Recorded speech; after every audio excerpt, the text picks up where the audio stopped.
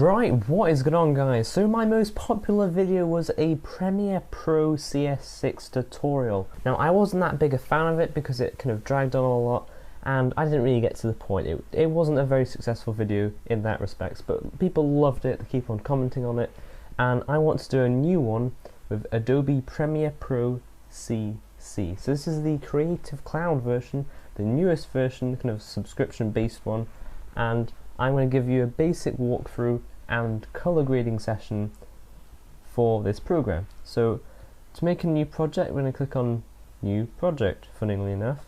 Right, let's click on that, and we need to make a project name. So I reckon Fun Stuff will be good. So click OK, and it will go into the program. So it looks really blank right now, and that's because in CC, different from CS6, it kind of starts without a sequence, which means basically it's blank.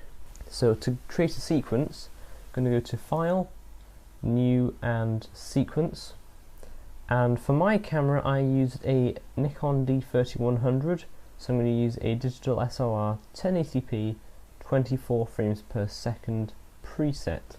So this is for cameras like that Nikon camera I used, the Rebel T2i, T3i, T4i, T5i, they're very popular cameras in this kind of respect for filmmaking, and those kind of cameras, D800, D5100, D5200, all these cameras, that is the one that most people use.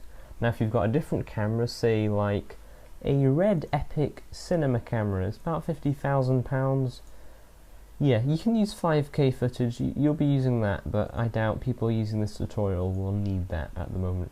But if you're using a point and shoot camera, we're going to be going to the DV NTSC widescreen 48 kHz. That will be what you'll be using.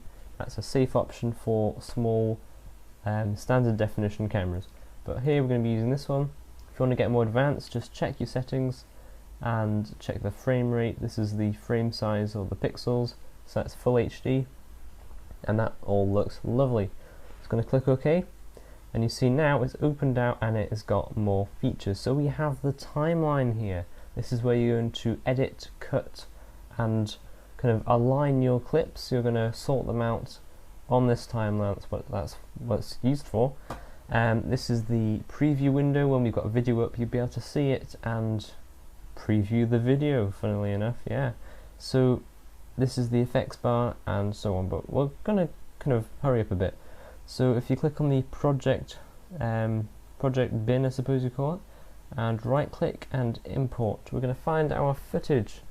So I'm sure you know how to use Windows Explorer. Yeah. Okay, so we're going to find the footage. This is mine, shot on that camera I told you about, the Nikon D3100 in Bruges. This is the famous boat trip which goes through the city on the canal. It's fantastic, and well, I wanted to edit the video for it. So what I just did there, without telling you, it's very naughty of me, using the plus and minus keys you can zoom in on the video. It doesn't change the clip duration, all it does is just zooms in. You can also use this tool here to do exactly the same thing. It's quite important just to be able to see it, it's not getting too small, you know. So this red line, this is going to be where you skip through your clips, like that. If it's really slow at this point, head over to here and make sure the resolution is at lowest. That helps your computer kind of process the video preview and not get bogged down. Now if it isn't playing at all smoothly, then that's about as good as it's going to get, so I'm sorry about that.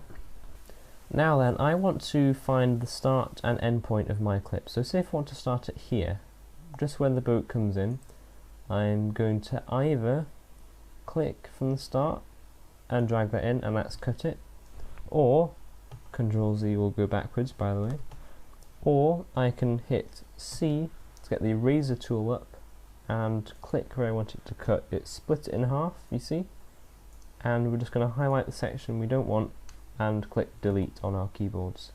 Now it's very important that you see there's a blank space here. You don't want that. You want to drag the clip back to the start again, and same if you want to edit the end of it. Say I want it to stop there, just drag it back again and that will cut it. So you can see what you've done there. That's lovely. Now, I shot this flat on my DSLR, which basically means I've made the footage deliberately dull and colourless so I can change it in post, which was what we're doing right now. This is just a general, it's good practice to do this, and I'm going to show you what I do.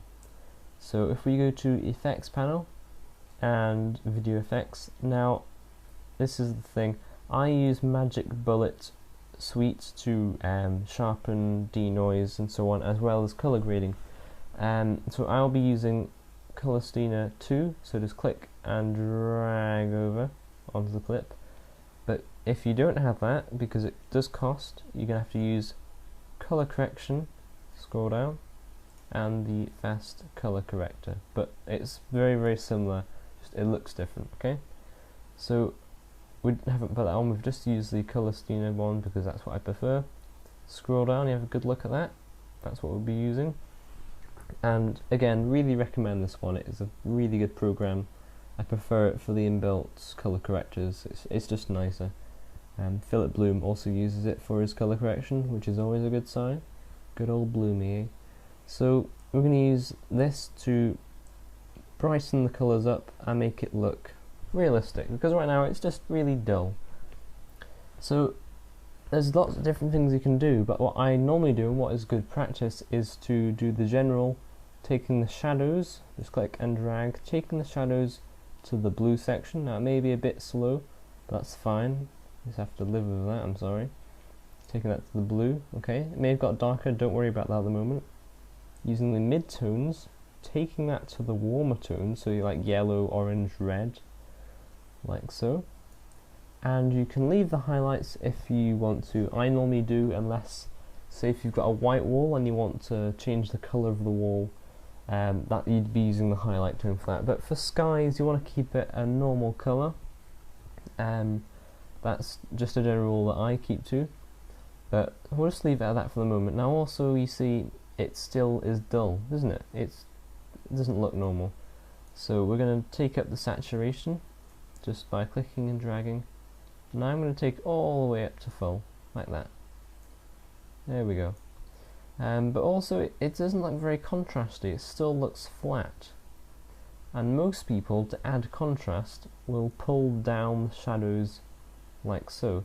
Now that's not the way to do it, because if you look, it actually crushes the detail, it crushes the shadows in fact, and you lose detail there, which is really bad, it's unprofessional.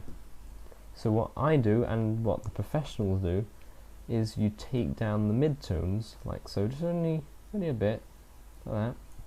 Notice it gets darker, that is fine, because you then correct it using the highlights, like so.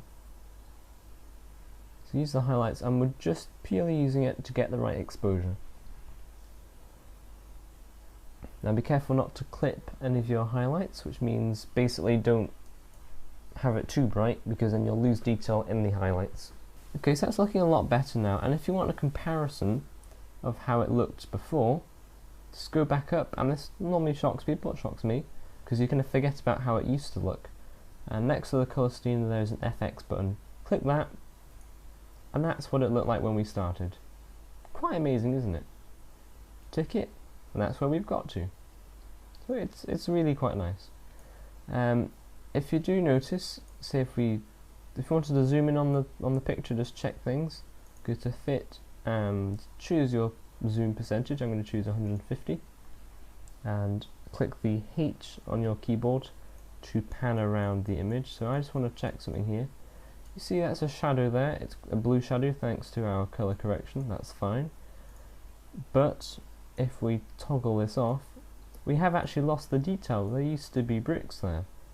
We don't want to lose the detail, so what you can also do is bump the exposure up in the shadows a bit, and see that's coming back again quite nicely, and we've got the detail back from how it used to be. There we go, toggle, it's back how it used to be now. So if you want to get back to the same zoom, go back to Fit, and I'll toggle our settings back on again. But we have lost a bit of contrast, so remember what we did to add contrast? Simply go to the mid-range and take it down again, and we've still got the full dynamic range and it looks lovely. Now another popular thing that people want to do is make it super widescreen, so i.e. black bars across the side, or the top and bottom. Now in my last tutorial I mucked up because I told you to get a printout of black and white bars and simply put it over the top. That was a load of rubbish, I'm sorry for that, and people keep on asking. I'm sorry, leave it, okay? If you want to add black bars, go to File, New, Sequence, so remember we did this before, and go back to your preset again, but then go to Settings, and this is going to depend on the resolution of your camera, but say if it's Full HD like mine, go to Horizontal, no, got that one wrong again, Jason, okay, go to Vertical, and change it to 800, and notice when you click off, it changes it to 12 by 5, that is anamorphic ratio film. So that is basically anamorphic comes from an anamorphic lens which is stretched to the super wide viewing angle, which is 12 by 5. So if you're using 720p, I'd recommend 5 or 600 pixels vertical, and same, I'm sure you can work this one out, just get the right ratio, 12 to 5 is ideal. And click OK, and you notice it's add a second tab, this is sequence 2, that was what we worked on before, and this is the new one. See, it's a really wide box there compared to the last one. So you think, oh, I don't want to do all that again. That's fine, you don't need to. You just click, copy what you've just done here, go to sequence 2, and use Control V on your keyboard to then add it back in again. And you see it is now made that widescreen, which is lovely. And also, if you go to motion up here, expand that, you've got room to crop it a bit. So there you go, you've got a better view now. One more thing, if you zoom in again, remember how you zoomed in? Go to 150, that's what I normally use. And the detail's actually quite soft. That's because when I shot it, deliberately took the sharpness down to avoid some complicated things which I'll talk about later in another tutorial. But if you want to make the video sharper, simply type in to the effects bar sharp, and it will come up with sharpen, and click and drag that on, and if you go down to the very bottom of the effects bin, you can see it there, and you can add a number. Now for this DSLR camera I normally use 10 to 30. Now if you add too much it will look quite horrible, but I'm going to try 20, and there you go. And you can see a very small adjustment. Remember, this is a small preview, so it's not going to make much difference, but it has just clarified it, you know, it has just generally crispened it a bit more. So this was a basic tutorial using Adobe Premiere Pro CC. That is all we've done. So if you take them off again, you can see the improvement. We've gone from flat to graded and sharpened. To export this, which basically means to view it back as a video file, where you're going to go to Export, or make sure the clip is selected first. Go to File, Export, Media. Now I'm going to take you through this as well because it is part of the tutorial. This is where we render it out as a viewable video clip. So format, simply go down and choose H.264. It is the standard nowadays and it is such a good system. And for some reason my editor has packed up. Why? There we go. Right, so it's come back now. Yeah, it can pack up sometimes. So use H.264. Like I was saying, it's the standard, and it's used for everything nowadays, and it's a very good encoder. Now you can see it's automatically used match source high bit rate. Just select that, and I'll take you through what it's done. It's basically automatically looked all the settings and matched it. So it's matched the pixels, which is our widescreen, it's matched the frame rate, and it's matched the aspect ratio of the pixels, everything else as well. Now that's fine, you can leave that because it's done it correctly, but at this point, bitrate. Now this is how much compression is done to the video. So if you want a really high quality look, then you can say you can give it 20 megabits per second, and that will be really high quality compression. But it's a big file size for this clip, 15 megabyte for a 6-second clip.